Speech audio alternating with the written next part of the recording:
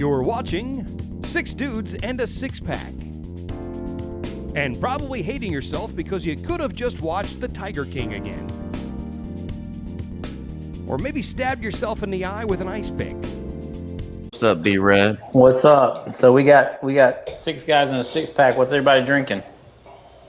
I'm sure Eric's drinking water. Yeah. Yeah. There you go. Buckeye fan drinking Always. water from Michigan. Ugh, look at that crap. Always the Flint, best, man, with me. Yeah, you guys have a rival that's not even named after your state. That's in your state. What's that all about? Oh, Auburn? Yeah. That's a city outside of Montgomery. Oh, I know exactly where it is. Being an Air Force guy, I spent a lot of time in Montgomery. Yeah, I'm an Air Force brat myself. Yeah? My dad did 20 in there. We were Where all did stationed. he move you to? I was born on Eglin Air Force Base in the Panhandle, and went to Hurlburt, which is not too far. It's maybe 30 minutes down the road in the Panhandle of Florida. And then we also did a stint in Langley up in Virginia, so southeast Virginia area. So I think I was just holding it too close to my mouth.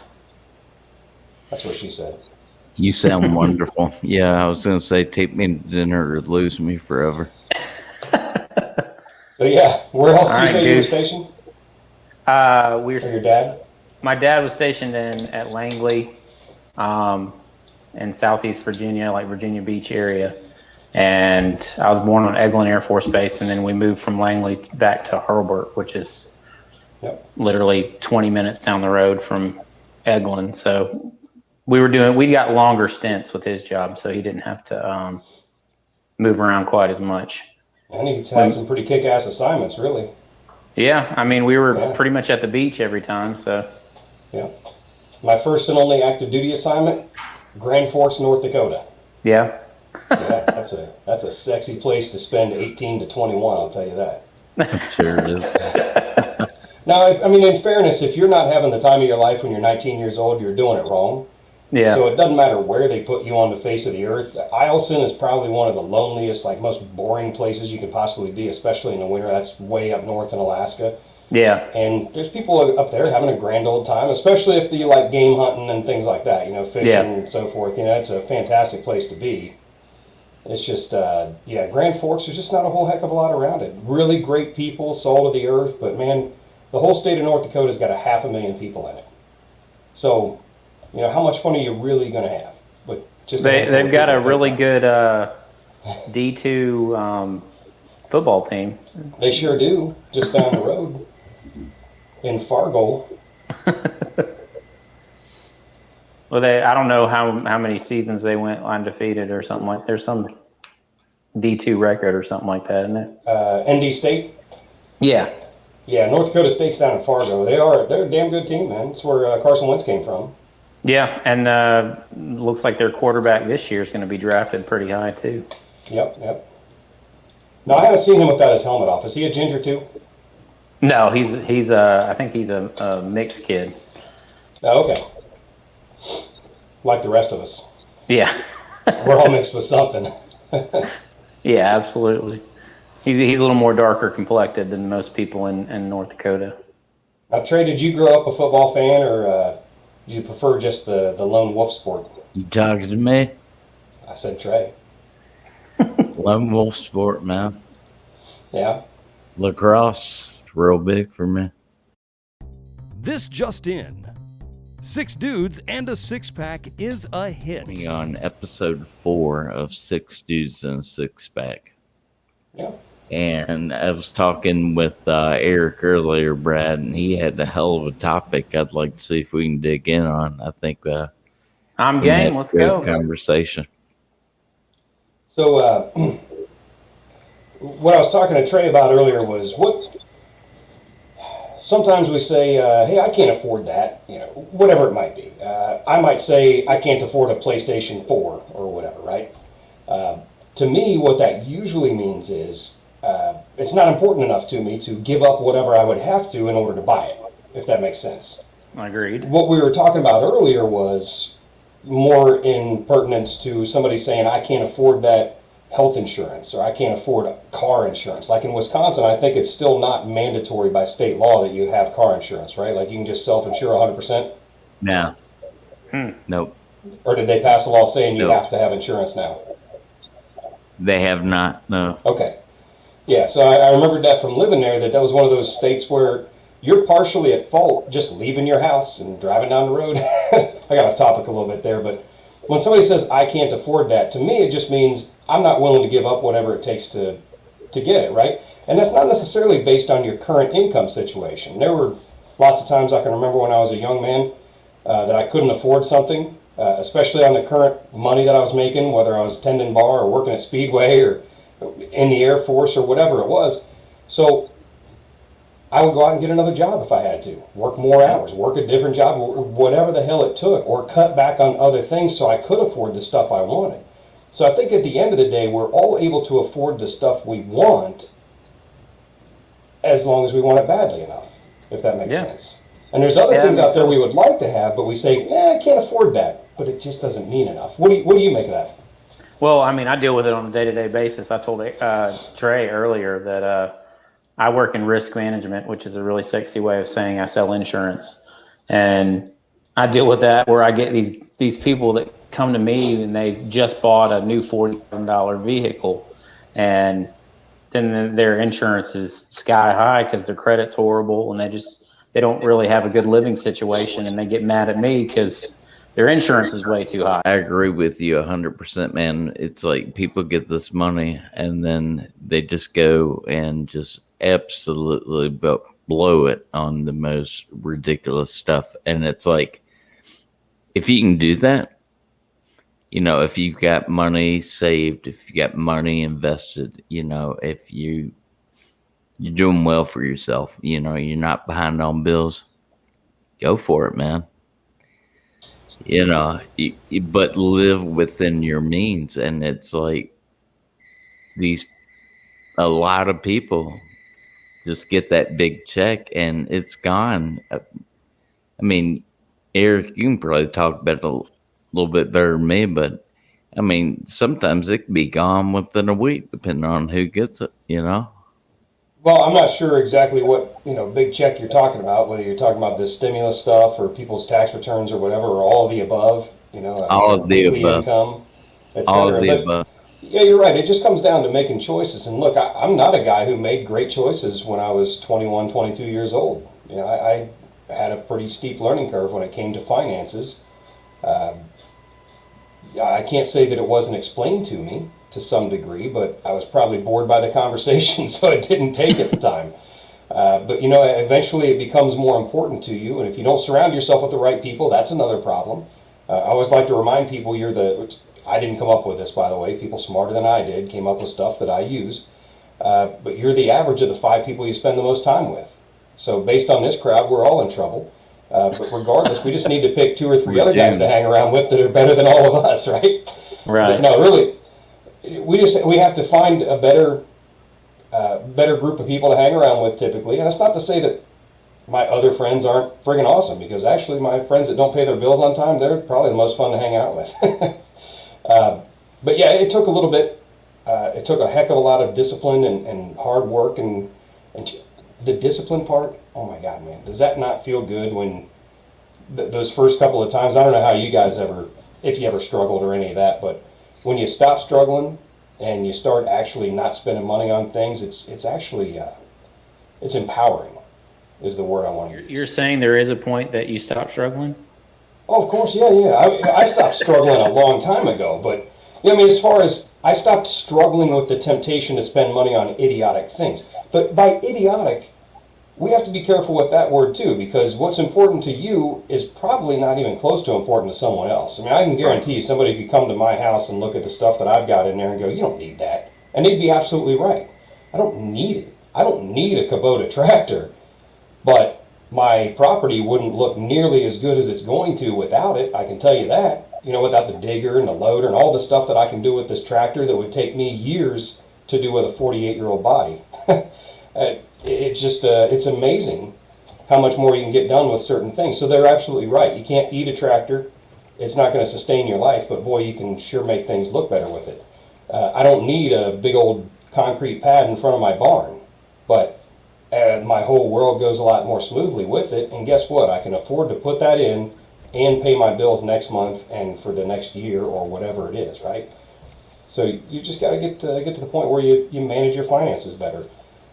Well, I mean, you're an insurance agent, and you do obviously property and casualty. Yeah, pretty So much you get everything but health insurance. You were saying before we had to edit there that you got somebody that goes out and buys a brand new pickup or whatever it might be, but their finances aren't really in order. Right. So yeah, they're living above their means, and right. they Now really they can't wanted afford that. the insurance that goes with it, right? Yeah, they don't think about the insurance, or they bought a house and they put in an offer on a house that they thought was going to look good to the seller, and they end up winning the bid, and then all of a sudden they go, oh, we paid too much for this house because the insurance is $2,000 more or $1,000 more a month or a year than we thought it was going to be. So unfortunately, us insurance people, we get shit on a lot because like, why can't you make it cheaper? Well, the rate is the rate. It's not Because I don't have a magic wand, you dick. No, I can't give you the friends and family discount. I mean, it's a shared market. Yeah, there's just no such thing as friends and family discounts, right? No, absolutely not. What I've noticed as well is a lot of mortgage brokers will estimate the insurance that they think the price should be on the house when they go to put in the pre-qualification, right? So these guys are out that's my favorite thing. Yeah, they're putting in $35 a month or something, and it turns out to be $100 a month, $150 a month for the insurance. Yeah. So, and it's important to look around too, right? Yeah, absolutely. Well, I'm a broker, so I'm not captive in one agency. So I kind of have the ability to shop around from company to company. But I mean, even then, we're always it's after the fact. So I've already purchased the house. We're setting this stuff up, or I already purchased a car, and nobody thinks about that. It's after the fact. So it's a thing that people need to start doing, is they need to start paying attention to what the overall cost is going to be and not just the item itself. So, well, that's partly the fault of those loan calculators online too. I noticed that they always estimate your mortgage payment without the taxes and insurance. And, it's up to you to go to the auditor's site and look up what the taxes have been for the last few years and kind of figure out what it's going to be from there. Yeah, and then to assume that your taxes are probably going to go up 10 to 25% a year, and if you're betting on that, then you can better mitigate against that and start saving against it as well. Yeah, absolutely. Yeah. So, and the insurance, you're absolutely right, man. You got to shop that around. When I bought a house out in the sticks, the company that insured my house in the city was not even close to the right company out in the country. They're, excuse me, I've noticed a lot of the companies that are better at writing farm insurance are fantastic at writing those rural properties. It's not always that way, but by and large it seems to be. Which is kind of funny because I don't think we planned it this way. I know I didn't, but I own an insurance brokerage in Columbus, Ohio too. Okay. Which is kind of funny. I hear you. Okay. Yeah, we got I don't know if y'all heard of Dave Ramsey where y'all are at, but Dave Ramsey always preaches that's one way to cut your monthlies is make sure you're reshopping your insurance periodically and taking a look at those things that you don't tend to think about, because insurance is one of those things. Is a lot of people buy it and then they just kind of let it sit, and those premiums increase year to year, but you get used to just having that automatic payment come out and not realizing that it's jumped up $500, $600. You don't pay any attention at all. Yeah, you don't pay attention to it, which is great for the insurance broker because we're getting commission on that increased premium. A whole different industry, but AT&T, me and them, we're best friends. We talk about every other month because I've got everything with them. I've had it that way for like 16 years, man. I really don't want to switch. I'm fine with the service, but I don't like them messing with me or giving me false promises and stuff like that. So AT&T, if you ever watch this, I don't like you, but I'll do business with you. So take that and stick that one up your fucking ass, it all comes down, like you said at the beginning. It's what we feel is important to us is what we're willing to say, hey, we can afford. So, Yep. I mean, when it comes to like talk about streaming services, I can't tell you how many streaming services I have. It's like Netflix, Hulu, Amazon Prime. I have Spotify, Disney Plus, HBO Max. They just keep on upselling, and my wife likes all the British shows, so she's got BritBox and all this other stuff. So, I mean, I can't tell you how many. Probably, I have no idea how much money I spend on streaming services every month. It's almost like it's the mafia, man, because what they're doing is they're breaking up into little groups. It was like this or that, and now like went into a big group, and now it's like getting down to family. You got like 5 or 6 different channels that you get, like Discovery Plus or HBO Plus or something like that. They lure you in, man. Yeah, and it's only an extra $5 a month. What's $5 a month? Oh shit! I was born tonight, but not last night, baby. I can tell you. You know what's funny about that though, man? We cut the cord. I don't know, several months ago. I got tired of paying $180 a month or whatever, and I was like, is there some way I can get this down? Still have channels that I actually want to watch, and the answer just was no. Yeah.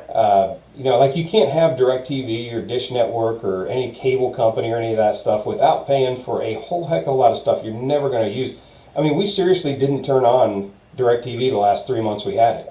And don't get me wrong, I used to absolutely love their service. And it's not that their service is bad. I still stand by them. If you're going to pay for a service like that, I would go to DirecTV 10 out of 10 times, anywhere in the world. It's just a phenomenal picture, the sound fantastic, but I just don't watch it enough. Yeah. You get away from, especially, what it was is the pandemic. I'd probably still be giving them $180 a month for nothing if it weren't for that pandemic taking away all my sports, right? Yeah. I can't watch my Indians, my Blue Jackets, my Cavaliers, my Browns. I couldn't watch anything whatsoever on there, and it just didn't make any sense to continue with it. So yeah. We went ahead and cut it out, and now I find that I have maybe 1 or 2 shows that I'll actually watch. I only watch an hour or so a day, and I fall asleep halfway through one like an old lady or something at night. and that's how I close my day out, is just watching anywhere from a half to a full episode of a show if I can make it through it. And that's not a judgment. If people sit around and binge watch stuff every day, all day, I could give a rat's ass. We all have our priorities. Yeah, we're big time bingers. That's pretty much what we do. I love it. Now, do you and your wife tend to have? Do you guys and your wives, since we're all married, tend to have like a show that you're watching at the time? Your wife's got something she's watching at the time, and then you got something you can watch together whenever you happen to be in the same room for dinner or something? Yeah, something like that. I don't have a lot of shows that I personally watch, just because I'm not going to sit there. I'm kind of the same way. I'm not going to sit there and binge watch. I'm too ADD for that stuff. I got to be doing something with my hands. If I'm don't really have like a project to work on, just going down and playing Call of Duty or something for an hour or 2 when I get home, just to decompress. But when I come back up, we have our shows that we watch together, but my wife has more shows. I don't see how she runs all these shows together, and the storylines all would run together for me. She's got 3 or 4 that she's watching, but I do that sometimes if I'm watching shows that are too similar. Yeah. Like, yeah, didn't this happen? But like, no, that was totally, completely different show. What are you talking about? Well, it's fun. I travel a lot. I do the Air Force thing, and when I'll be at home watching stuff on like Amazon Prime, and then when I travel, sometimes that doesn't work well on my Fire Stick, which is ironic because it's a freaking Amazon Fire Stick, right? But for some reason, sometimes that service doesn't work correctly, so I'll switch over and watch something on Netflix. And hell, I'll forget that I was in the middle of a season of something that I actually really enjoyed. Sometimes you can go 4, 5, 6 days without watching anything at all, and you just forget about it. But that's okay too. Yeah, I mean that happens to me just because I'm so one-track mind. I'll start watching something and really like it, and then the season will end, and it'll be a year and a half before the next season comes out. and I totally forgot about it. And when it comes back, I'm like, oh yeah, I think I remember that show, or I don't remember what happened in the first season. Hey, B-Rad, so back to your insurance agency. Are you working from home now? The governor deemed us essential about 2.5 weeks in. Right. So my boss was like, y'all got to come back to the office. So we've been back in the office since pretty much this time last year. So, I mean, there's only like 5 guys or 5 people in our office right now, and we're all pretty spread out. But are you pretty comfortable working from home though when you have to? yeah, I mean, it's all from a computer, so yeah. I can pretty much work from anywhere. We've been on vacation, and I've worked on the beach before, just getting some I'm the stuff same, done. man. Like, hell, if I'm on vacation, I can't be on vacation unless I've done the first 2 or 3 hours in the morning just making sure my inbox is cleaned out and quotes are done and, you know, people are called back or whatever. I feel like I got to touch these things. Even if my out of office is on, I don't know if you're that way, but I can't really be on vacation. I can't relax for the rest of the day until I've cleared out all that stuff. Yeah, I've kind of gotten to the point where I can't let an email sit. If one of my clients reaches out, because I service all my clients, so I don't have a customer service department or whatever. Oh, so okay, well that changes things too in an agency for sure. Yeah, absolutely. I mean, we're a small mom and pop place, but yeah. Well, back when I was a producer for another agency, we were set up like that. There was a gal at the front who would kind of take care of things if if you were out and somebody called into the office. But for the most part, we serviced our own stuff because technically she worked for the owner, and the rest of us were paid handsomely to service our own stuff. But boy, when I went out on my own, I was like, nope, we got to delineate between this. Sales is sales and service is service, and there's one person, my ops manager, that I trust to do both or anything she wants, really. Right, absolutely. I mean, we're kind of set up that way. We have an office manager that kind of helps with the customer service side when she can, but we're pretty much, we service our own clients, our own book. So Trey, do you miss our old multi-benefit services days, buddy? No. It's where we met, though, man. It's so romantic to think back of on those days and just think fondly about it. Our walks around the building together. Yeah. Sometimes I think of Diane yelling at me in the lunchroom for laughing too loud and having too much fun and disrupting all the other workers, and I curl myself up into the fetal position and cry myself to sleep. Or are you farting in her chair every morning half an hour? It wasn't in her chair. It was just in her office. It's like in the general, air that she breathes. That's all. Dude, I didn't push it directly into her chair cushion or anything. Dude, it soaked into everything. It was in the walls, everything. Yeah, that's pretty much Why it had a yellow stain to it. I'll tell you, I was not the most popular guy in the carpool, and I was the only guy in the carpool. So hey, at least you got to pick what's on the radio. No, I did. I carpooled with a couple of ladies.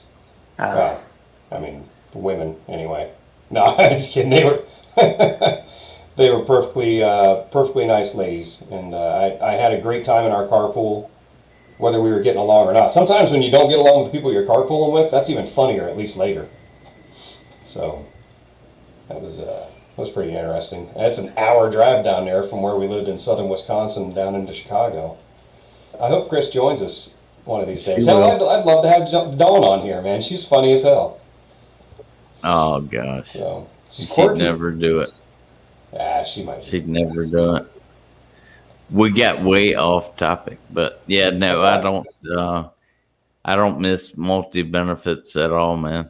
Frankly, dude, if we did 30 or 35 minutes on one topic, it would have to be a pretty damn interesting topic, a lot more than an Eddie Murphy movie, because we can't talk for 30 minutes on the same damn thing, man. I think we'll lose everybody in the world. And by the way, for everybody in the world, if you're still with us, what is this, episode 4? The tech is going to get better. We'll iron out the differences, all that stuff, man. I don't know of anything that was all that great in the first season. Like, if you go back and watch the first few episodes of The Office, American Office, they're good. They're really good. but they're not fantastic like the next several seasons were, right? Like the first 2 or 3 episodes of Aqua Teen Hunger Force, pretty much unwatchable for me. I'm sure there's a couple of nerds out there that are like, that's fucking blasphemy, man. Aqua Teen Hunger Force episodes 1 and 2 were like genius. Okay, fine, I don't see it. But that first episode with the Moonanites, that was when Aqua Teen Hunger Force got really watchable and friggin' hilarious for me. I don't know when it's going to happen for 6 Dudes in a Six Pack. Maybe it was episode 2, but whatever. We'll get the everything ironed out here as we go. We're only going to get better and gain momentum. Yeah, I think every good show, whenever anybody tries to explain it, it's like you got to get past the certain whatever point it is. If it's The Office, you got to get past the first season. We're big Parks and Rec people too. You got to get past the first season. I never could. Is it really worth it or what? Oh, absolutely. Yeah. I think in Parks fact, and you don't Rec. need the first season, I don't think, to really understand the characters and stuff. I mean, there is some development that goes on where you get to know them, but I don't think you need it necessarily. No, not necessarily. And plus, the first season, like if you say like first season, The Office, like those first 2 or 3 episodes are going to be word for word, just like the British Office. Yeah, I was going to say that, man. I'm glad you mentioned that. Yeah, I mean, it's just one of those things. It's like they hadn't really found their own stride, their own characters yet, and the development of the characters was not even there because they were not trying to emulate it, but trying to find their own voice on the American side or on this side of the Atlantic. So it almost reminds me of every band's first album. Not every band, but a lot of bands' first albums. Like, if you take Metallica's Kill 'Em All, there was a lot of Diamond Head influence and some other bands that were really, you could tell these guys really listened to them. At least the guys that wrote the songs really listened to like Diamond Head and a couple of other major bands back in the day, right? And Queen and that kind of stuff. There's a lot of really kick-ass riffs in there. And then they moved on from there, second, third, fourth album, and they really just had their own sound. Like each album has its own sound. And I feel like almost that's what they were doing with The Office. They were almost giving a nod to the British Office and saying, hey, you guys did nothing wrong with with your 2 seasons of your show. I think there were only 2 seasons of that, right? The British Office? 2 or 3? I think it's 2 seasons. It was, I don't think it went past 3, but it's almost, I don't know if it's eerie, but like it's nostalgic, or not nostalgic, deja vu. Yeah. Watching the American Office after watching the British Office, I was like, what the hell is this? I mean, I love The Office. I could watch that on a loop. But yeah, you have to get past that first half of the first season or not even watch the first season to jump into season 2 before it actually starts picking up its stride and the characters start finding out who they are and the story is starting to actually develop in a certain direction. But I listen to a lot of the Office Ladies podcast and listen to all those behind the scenes and how they came up with a lot of the stories. You have a lot of their writers were actors. So Toby was a writer and Mindy Kaling was a writer, but also played Kelly. Ryan, the guy that played Ryan, I can't remember his name. He was a writer. Michael Schur. Yeah, BJ Novak. That's right. And Michael Schur was Moe's. Like, I mean, these guys, they were the acting and writing. They kind of were seeing each other's point of view, and it's really interesting to kind of see how they've kind of changed the way the modern sitcom is, especially with that single camera type of show. And I mean, that's what really helped develop Parks and Rec. And I've heard a lot of people say that Parks and Rec from start to finish is the perfect show. Like they ended it the way they should have. The first season got a little bit off on a rough foot because they didn't really develop the characters or know where the characters were going, but they kind of gave the actors free reign to kind of develop their own characters. And I've heard a lot of people say that Parks and Rec is a perfect show from start to finish. Where it's pretty darn good. Yeah. You know,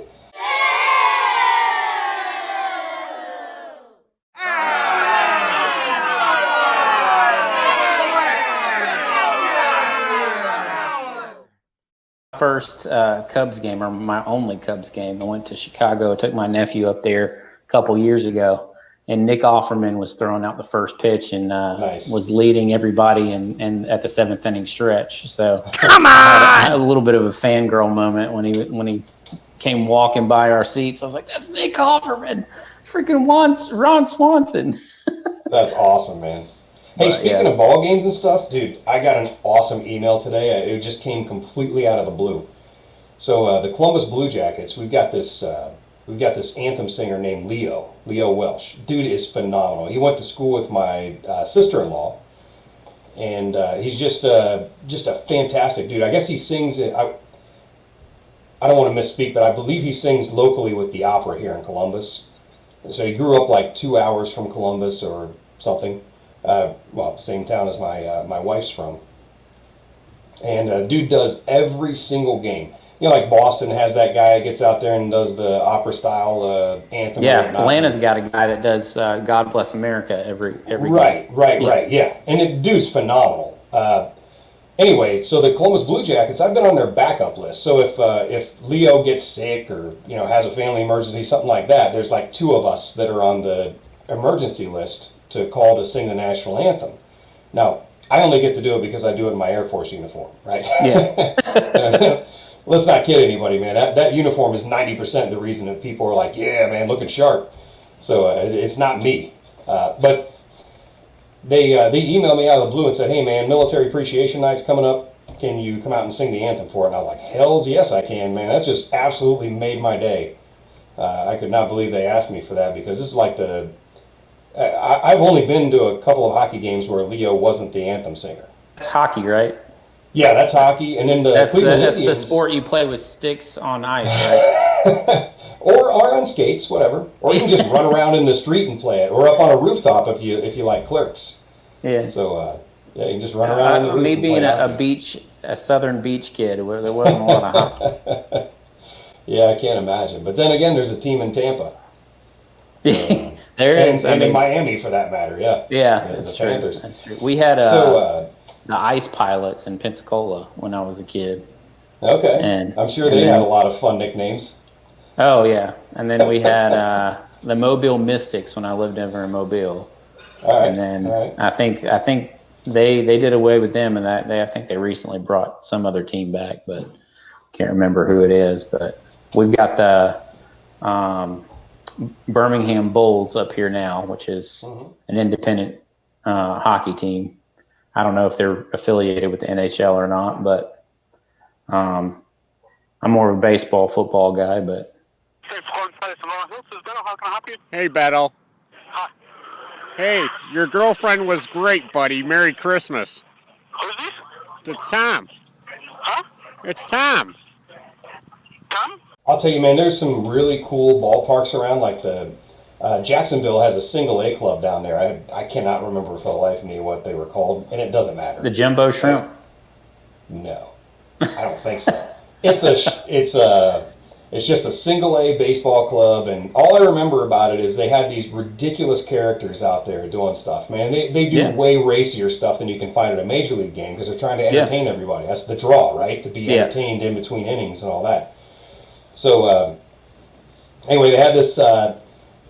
They had a centipede character out there. Some kid dressed up, or a couple of kids, whatever, dressed up in a centipede costume, a really big one, and they called it Centipede Rose.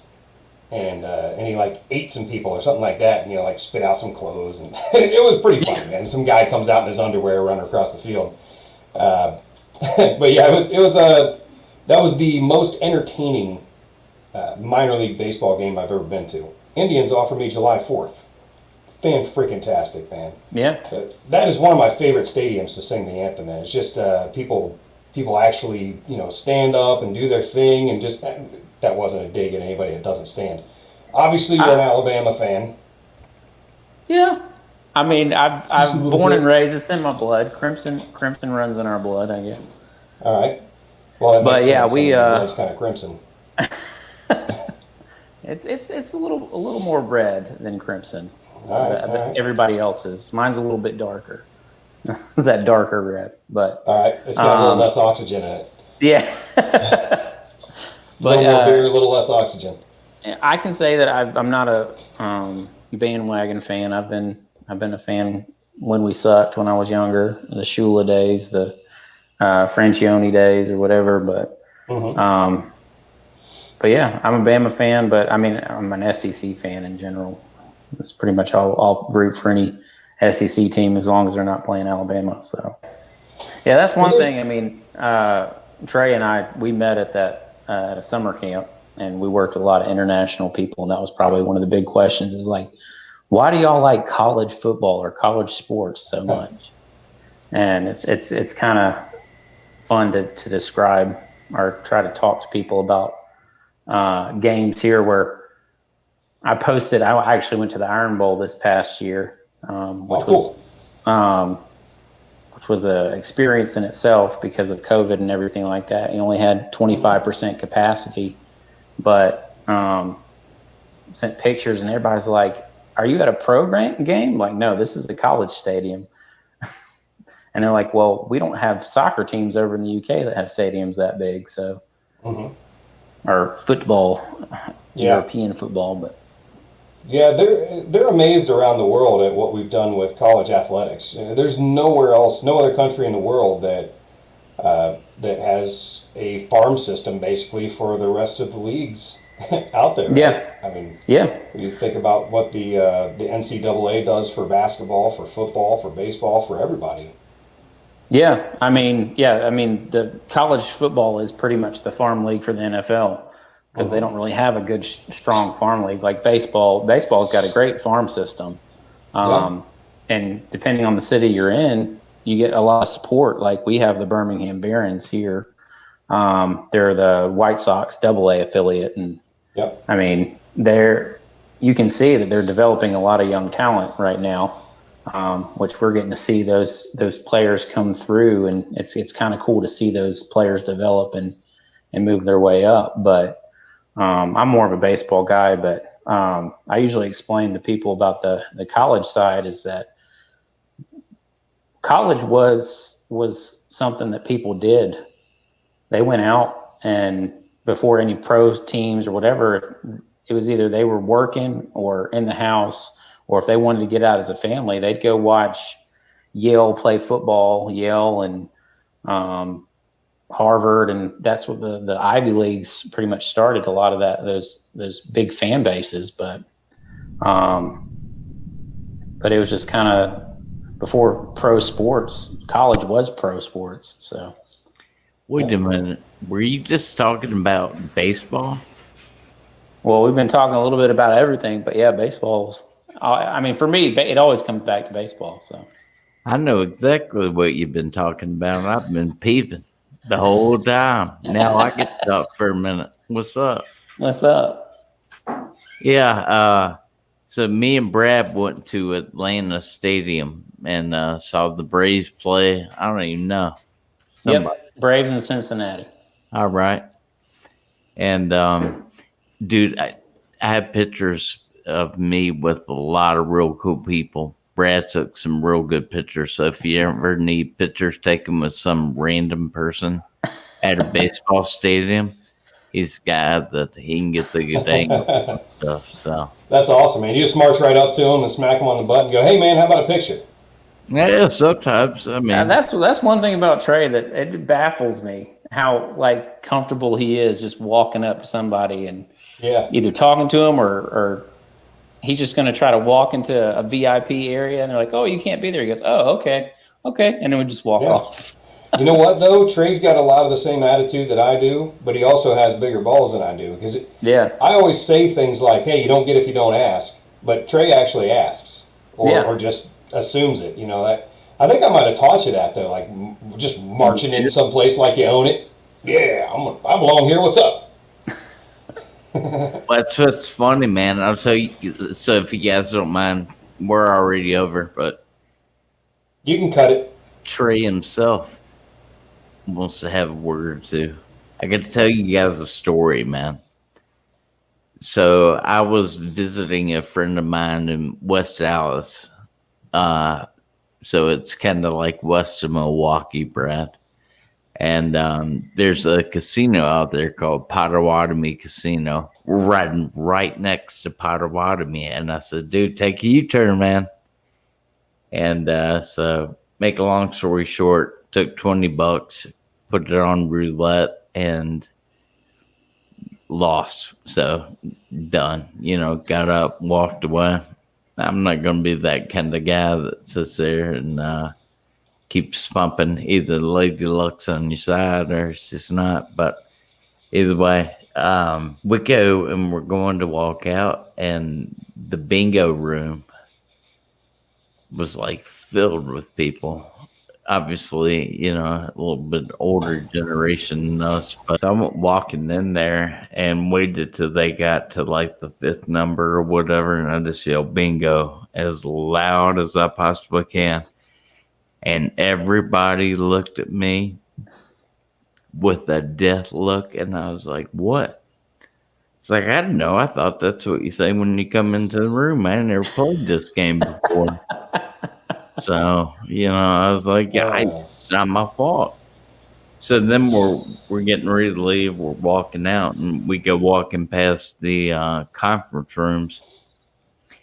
And they had these awesome smells of wonderful food. And I was like looking, and you saw a big buffet set up. So I go walking in, and then it goes into the conference room. So I was like, oh man. Told my buddy, I said, come on, let's go. So we go walking in. He was like, dude, what are you doing? I was like, come on. We have to act like we've been here before, man. Let's just, there's lots of open round tables. Let's just go sit at one. Everything will be fine. I said, just follow my lead on this, man. I said, that food smells too good, but we got to make a presence first. So we're sitting down at a table with like 4 strangers. And I just look up and I'm like, how you doing? One of them had like a swag bag and stuff like that, and it was sitting in a chair that was vacant. And I asked her, I said, hey, you going to take that home with you, or you mind if I take that from you? And she wouldn't give it to me, but either way, to bring a long story short, we go walking out. So I grab a plate, I grab a thing of wrapped silver, and I loaded that plate up, and I put it on my walker, and we were walking out the door, and my friend was like, are you serious? I was like, yeah, man. I was like, we're at that conference. So I'm just, I'm taking something to go. So we kept walking out in the parking lot and end up taking the food and dropping it off to his wife and everything like that. And total true story, man. And I appreciate you about you, Trey. You're not scared to go after what you want, man. One of my favorite Trey stories is we were working at that camp, and we got, maybe one day a week off. And it just fell that he and I had the 4th of July off during that summer. And we were about 2.5 hours from New York, 2.5-hour drive. And so Trey and I hop in the car, and we drive all the way to New York on the 4th of July. And I think we walked from one end of Manhattan to the other. And we ended up going to the Statue of Liberty and stuff like that. But I don't think Trey let one person pass without him going, hey, how y'all doing? How you doing? How's it going? And there's some people he scared the shit out of. Some guy was smoking on the corner. He's like, hey, man, can I get a cigarette? Can I get a light? How you doing today? And you see like this baffled look on these New Yorkers like, who in the hell is this guy? Like, go fuck yourself. Yeah. Hey.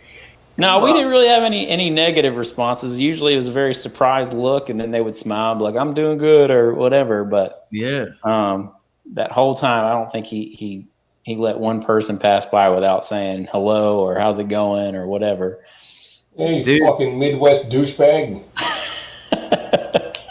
I'm a Southern boy, man. Yeah, not anymore. No. Well, I'm a Southern boy, and I didn't say hello to nobody. Yeah. B-Rad knows how to keep to See if I himself. can get by with it. Why? There are literally hundreds of thousands of other things you could be watching, doing, listening to, whatever. Why this? You need help. That's all there is to it.